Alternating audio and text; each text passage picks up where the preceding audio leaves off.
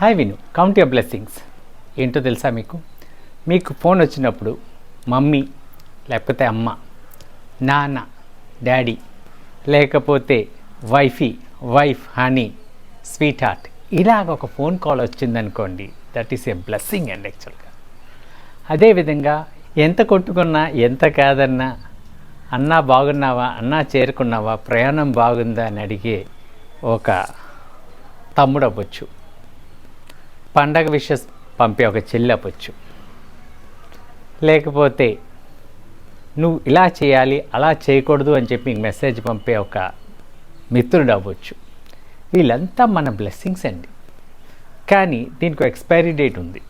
ఆ expiry date అవ్వకముందే ఈ బంధాలని హ్యాపీగా సేఫ్గార్డ్ చేసుకోండి, దాన్ని ఎంజాయ్ చేయండి. సో దీనికన్నా బెస్ట్ బ్లెస్సింగ్స్ మన జీవితంలో మనకు ఉండవు.